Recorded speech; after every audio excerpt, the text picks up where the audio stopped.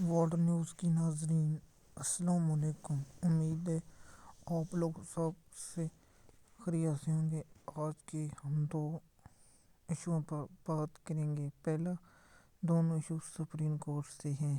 پہلا، جسٹس مظہر علی اکبر نقوی کا استعفیٰ، اس کے بارے میں بات کریں گے کہ جسٹس مظہر علی نقوی نے استعفیٰ دے دیا۔ دوسری سب سے بڑی خبر ہے، جنرل پرویز مشرف کے خلاف جو فیصلہ آیا ہے۔ سب سے پہلے ہم آپ کو جنرل پرویز مشرف کے بارے میں بتاتے ہیں۔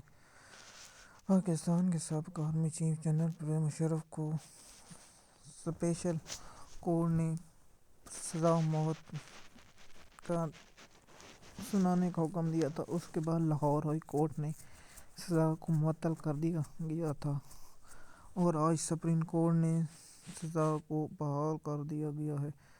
دوسری سب سے بڑی خبر یہ ہے کہ مظہر علی نقوی نے اپنے عہدے سے استعفیٰ دے دیا اور اپنا استعفیٰ صدر مملکت کو بھجوا دیا گیا ہے۔ اگر آپ میرے یوٹیوب چینل پر نئے ہیں تو چینل کو سبسکرائب کریں، لائک کریں تاکہ آپ کو آنے والی ویڈیو مل سکے۔ شکریہ۔